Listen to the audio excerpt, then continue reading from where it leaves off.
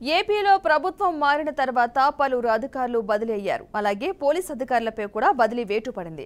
తాజాగా పలు యూనివర్సిటీల వైస్ ఛాన్సలర్లు రాజీనామాల బాట పట్టారు. గురువారం 3 యూనివర్సిటీల వీసీలు రాజీనామా చేయగా శుక్రవారం మరికొంతమంది రాజీనామా చేశారు. శనివారం ఏయూ వీసీ ప్రసాద్ రెడ్డి రాజీనామా చేశారు. మొత్తం 8 యూనివర్సిటీల వైస్ ఛాన్సలర్లు రాజీనామాలు చేశారు.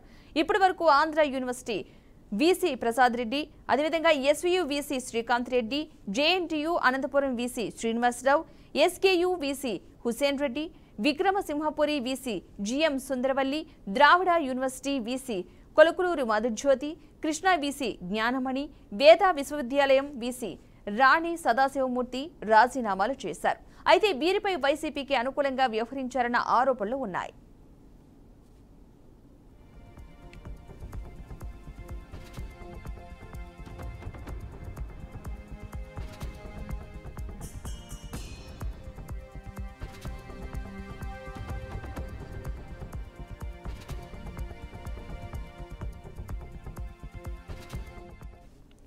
ఇదే అంశానికి సంబంధించిన పూర్తి సమాచారాన్ని మా ప్రతినిధి గుంటూరు నుంచి శ్రీనివాస్ అందిస్తారు. శ్రీనివాస్, చెప్పండి, ఏపీలో పలు యూనివర్సిటీల వీసీల రాజీనామాల పరంపర కొనసాగుతున్నట్లు తెలుస్తుంది. అప్డేట్స్ ఏంటి? పద్మ, ఆంధ్రప్రదేశ్ లో నూతన ప్రభుత్వం ఏర్పడిన తర్వాత వీసీల రాజీనామాలు పరంపర కొనసాగుతూనే ఉంది. ఇప్పటి వరకు దరిదాపుగా 10 మంది వీసీలు యూనివర్సిటీ వీసీలు రాజీనామాలు చేసేటువంటి పరిస్థితి ఉండడం జరిగింది. ముఖ్యంగా చూసుకున్నట్లయితే కనుక గత ప్రభుత్వ హయాంలో వీరు వైసీపీకి అనుకూలంగా పనిచేశారు అనేటువంటి ఆరోపణల నేపథ్యంలో 8 మంది ఈసీలు అలానే 8 మంది వైస్ చైర్మన్స్ కూడా రాజీనామా చేసినటువంటి పరిస్థితి కూడా ఉండటం జరిగింది.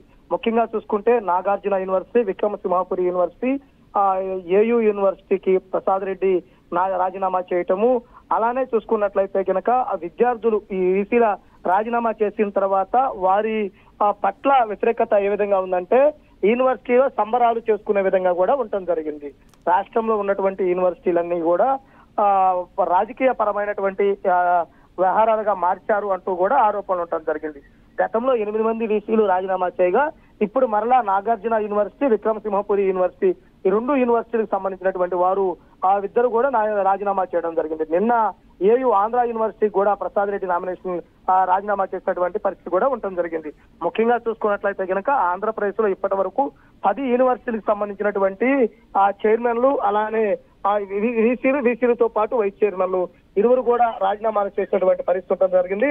అవి పరంపర కొనసాగుతున్నటువంటి పరిస్థితి ఉంది. ముఖ్యంగా చూసుకుంటే వీరి రాజీనామాల తర్వాత ప్రభుత్వము నూతన వీసీల యొక్క నియామకాలపై కూడా దృష్టి పెడతాం జరిగింది. త్వరలో కూడా కొత్త వారిని కూడా ఎన్నుకునే అవకాశం కూడా కనపడుతుంది. Right, thank you Srinivas.